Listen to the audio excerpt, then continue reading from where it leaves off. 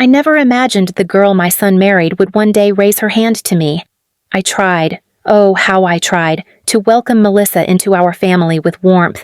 From the moment she walked through our door, I offered her the heirloom necklace my own mother gave me. I helped decorate their first apartment, gave them the down payment for their home, even signed over 30% of the family business to my son, just so they could build a future. But somewhere along the way, I stopped being a person to her. I became a problem. Please subscribe to our channel and tell me in comments from where are you watching this video. Melissa didn't like how close I was with my son, Evan.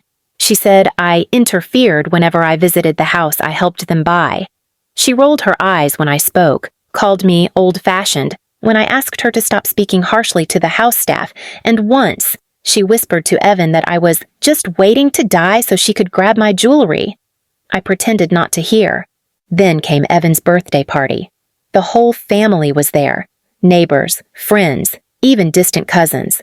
I stood to say a few words about the boy I raised, my only child, just as I lifted my glass and said, "I remember when he used to sneak cookies before dinner." Melissa suddenly stood up. Her smile was ice cold. "We get it, you're his mom," she said, loud enough to silence the room. "But this isn't your moment, Eleanor. It's his." I stayed quiet. She didn't stop. "You act like you own everything. Like you'll control our future from the grave. Just sit down already." I lowered the glass and gently said, "I didn't mean to offend." But before I could finish, she stepped toward me, and with a sharp snap, she slapped me across the face, in front of my son, in front of everyone. Gasps rippled through the crowd. Someone dropped a fork. My cheek burned, but not as much as the realization that Evan didn't rush to stop her. He just stood there. Frozen, silent. I looked into his eyes, searching for the boy I raised, but he looked away. That night, I packed quietly. I didn't cry. I didn't scream. I just called my attorney.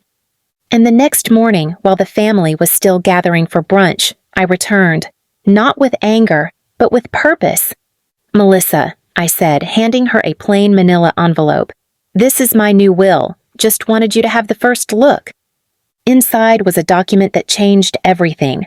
I had removed Evan as executor, removed Melissa from any mention. Instead, I divided everything between my goddaughter and the charity that helped me in my youth. The lawyer who followed me in nodded. "It's signed, witnessed, and effective immediately."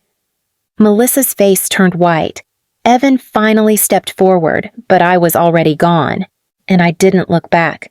Melissa stood frozen in the foyer, her manicured fingers trembling as she held the will. Evan snatched the papers from her hands and scanned them, his mouth parting in disbelief. "Mom, you didn't mean this, right?" he asked, trying to force a weak smile as if this were all a joke I'd eventually take back. I didn't answer him. I didn't need to. The lawyer, Mr. Kaplan, was already confirming the details to a stunned crowd of relatives and friends. "It's all perfectly legal. Mrs. Eleanor Granger has full mental capacity. This document overrides all previous versions of her estate. As of now, nothing, absolutely nothing, will be going to your family, Mr. Granger. That includes the house." Melissa's composure cracked like thin glass under pressure. "You're bluffing," she hissed, the arrogance draining from her voice. "You wouldn't do that to your own blood?" I met her glare, steady and silent. "I bled for years to support this family. I swallowed your insults, your pettiness, your schemes. But when you put your hand on me and my son watched, it made one thing clear. I've been giving my love to the wrong people." Evan opened his mouth, but I cut him off. "You didn't even defend me. You looked the other way." The silence that followed was heavy. Uncle Raymond, who hadn't spoken at a family function in years, finally muttered, "I saw it, the slap, and the silence. She was right to cut you out." Melissa tried to save face. "You can't seriously want that orphan girl to get everything. She's not even family." "She was at the hospital when I had surgery. You sent flowers." She held my hand, I said coldly. "She's more family than you'll ever be." News of the will spread fast. Friends called me in tears. Some neighbors sent flowers, but others, those who knew the truth of Melissa's cruelty, sent letters saying they'd wished I'd done it sooner.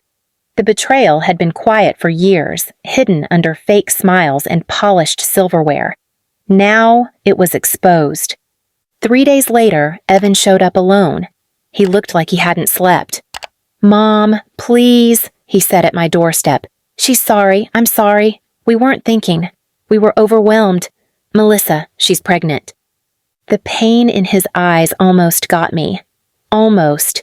But I had spent decades excusing people's bad behavior in the name of family, and all it got me was humiliation on my son's birthday. "I wish you both the best," I said softly. "But the baby will not grow up learning that abuse and greed are rewarded." He sank to the porch step and buried his face in his hands. "I made a mistake." "You made it the moment you stayed silent," I said gently, then closed the door. Behind it, I didn't cry. I brewed tea, I fed the cat, and I called the charity to confirm the paperwork. Melissa had always wanted the house. She told me it'd be the perfect place for their future family. I considered that as I walked through the quiet hallways, touched the photographs, breathed in the scent of old wood and lavender. And then I signed the deed over to the charity shelter for abused women. They turned it into a halfway home within weeks. The nursery Melissa had decorated? It was now a safe room for a mother and her daughter fleeing violence. Evan and Melissa moved into a condo in the city. He tried to call me every week for a while, then less and less. Melissa never reached out again. 6 months passed. The silence from Evan was loud but peaceful. For the first time in years, I slept without anxiety crawling up my chest. I volunteered at the shelter that now lived inside the walls I once called home. I met women whose stories mirrored mine, some even worse. I wasn't alone anymore, and more importantly, I wasn't invisible. Then, on a chilly spring morning, I got a call from the shelter's front desk. "Ms. Granger, someone's asking for you. Says it's urgent." I walked out to the porch where 2 figures stood. Evan, thinner than I remembered, holding the hand of a little boy. His son. Melissa wasn't there. He looked up at me with eyes hollowed out by regret. "Mom." Melissa left. She said the condo wasn't her style and took off to stay with her sister in Florida. She's filed for divorce. I didn't say anything. I wasn't ready to be the safety net again. I brought Ethan because he deserves to know where he comes from, and I was hoping maybe you'd... His voice cracked. "Maybe you'd help me raise him right." I looked at the child. He had Evan's eyes, but softer, quieter. He clutched a toy and hid behind his father's leg, peeking up at me with curiosity and uncertainty. I crouched to his level. "Hi there," I whispered. "Do you like cats? We have 2 inside." His little face lit up, and he nodded. I smiled, my first real one in a long time. I led them in. Over tea, Evan apologized without the excuses this time. He told me the truth, that he'd been so wrapped up in image and control that he hadn't noticed how much of himself he'd given away. Melissa had manipulated him, yes, but he had let her. He said watching her walk out was painful, but losing his mother was worse. He offered nothing more, no requests, no demands, just time, and that was all I was willing to give. Weeks turned into months, and Ethan became my shadow. He'd bring me wildflowers and sit beside me on the porch while I told stories about the past. I taught him how to bake. He asked questions no adult had dared to ask me in years. Why don't we live in your old house? Why did Daddy say sorry so many times? And one day, while painting a birdhouse together, he asked something else. "Grandma, why did you give your house to strangers?" I paused and wiped my hands. "Because those strangers needed a place to feel safe, just like we do now." That summer, the shelter held a thank you ceremony for donors and supporters. I was invited to speak. As I stood at the podium in the living room that once held birthday parties, I saw the faces of women who had survived, children who now had beds, volunteers who worked tirelessly. And in the back corner, Evan stood with Ethan on his hip. The same room where Melissa once slapped me in front of everyone. now held only applause and respect. "I used to think silence was strength," I said to the crowd, "but silence is just another name for fear, and fear is not welcome in this house anymore." The room broke into soft claps, some teary nods. As I stepped down, Ethan ran to me with a drawing in his hands. It was a house, our house, and all of us standing in front, holding hands.